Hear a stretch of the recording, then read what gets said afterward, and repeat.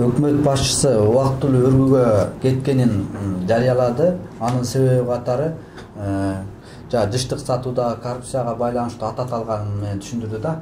Ушул боюнча сиздин пикириңиз кандай? Мен дагы ушуну окуп алып туруп таң калдым да. Өкмөт башчы ушундай акыбалда кыска өргүүгө чыкты деген бул чын айтайынбы? Бул чыккынчылык.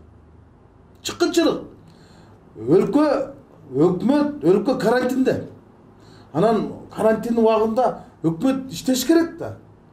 Өкмөт өзү карантинди жарыялаган өкмөт. Азыр өзгөчө абал жок, жогорку кеңеш менен президент жарыялаган. Азыр өкмөт жарыялаган саясий жок, өзгөчө кырдаал, чрезвычайная ситуация деп коет. Ал өкмөт башчысы токтоо менен кирет.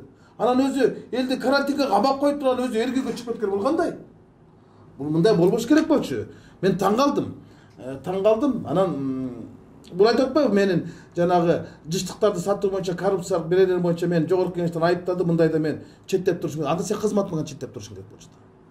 Убагында Өмүрбек Бабановду Мегаком боюнча дагы жанагы аты боюнча дагы айыптаганда, ал ошол биринчи вице-премьер болуп турганда, өкмөт башчысы болуп турганда менин атым аталып аткандыктан кийин мен ошол тергөөгө кысым болуп калбайм, мен тоскоолдук жаратпайм, мен өз кызматымды, милдетимди аткаруудан балам чачыга чейин баш тартамын.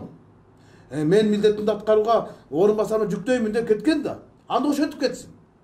Анда бул моралдык жоопкерчилик болбок. А бул жерде материалдык жоопкерчилик бар да.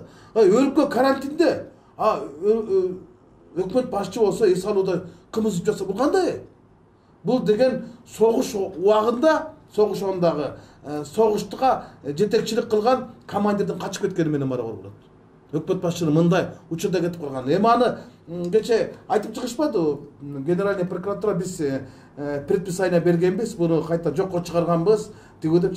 Баары бир кандай болгон күндө дагы өкмөт башчынын моралдык жоопкерчилиги бар болчу. Отставка менен отпусканын айырмасы жок. Оодон башталып адам бүтөт. Өкмөт башчы отпускага эмес отставкага кетиш керек болчу. Жана кирип келсем, Руслан Айтбаевич Казакбаев айтып атпайбы, ушундай өкмөт башчы кыска өргүүгө кетип тургу дейт. Анан мен айттым, өргүүгөбү же десем, тергөөгө же өргүүгө ушул бир жака баш кетти депчи.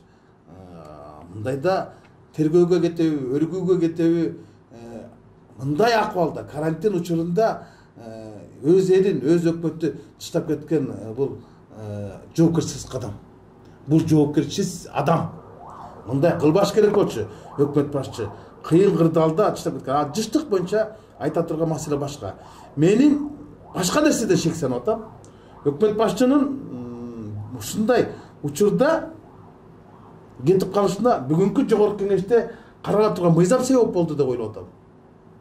Анткени бүгүн жогорку кеңештин жыйында Ал эмне болгон мыйзам?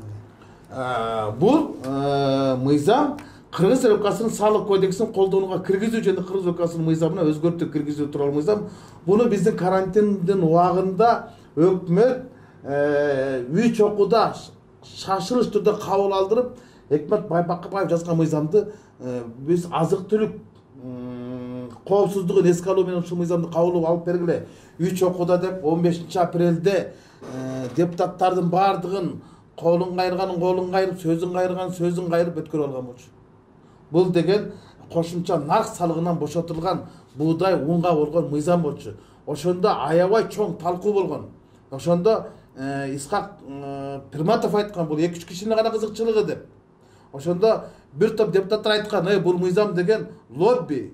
Бул деген өкмөттү мындай колдой турган, коргой турган эмес, бул жеке ишкерлерди колдой турган мыйзам деп. Биз бир канча немес кылбай, өкмөт башчынын өзүнүн корутундусу бар.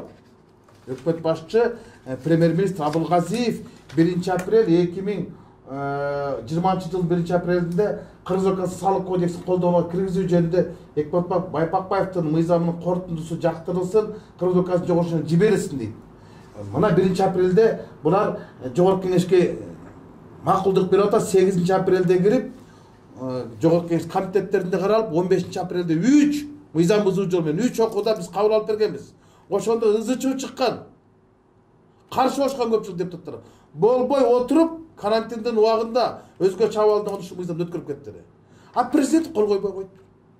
Президент каршы пикир менен бул жакка жөнөттү. А президенттин каршы пикирин окуп чыксам, бул сайтта турат. Кыргыз Республикасынын премьер-министри мага аталган мыйзамга кол койбостон аны Кыргыз Республикасынын жогорку кеңештен кайтаруу жөнүндө өтүнүчү менен кайрылган. Ушунун негизинде мен Кыргыз Республикасынын премьер-министринин аталган кайрылыш негизинде Кыргыз Республикасынын жогорку кайсасына деп туруп мыйзамды жогорку кеңешке кайтарам деп атат. Эми мындайда эмне болуш керек? Президент бул мыйзамды артка кайтарды. Демек, ал өкмөт башчы өзү суранган болсо, анда өкмөт башчыдан жогорку кеңеш суранса, оң корутунду берип жогорку кеңешке киргизет, жогорку кеңеш 3 окудан алып президентке киргизет. Президент кол койбой койду. Бул жерде бирөө жоопкер болуш керек болчу. Анда бул жерде миллиондогон акчалардын кызыкчылыгы бар болчу. Анткени 2025-жылдын 1-немесине чейин бошотулган болчу. Кошумча нар салыгынан. Un өндүрүүчүлөрдүн импорттук нар салыгы.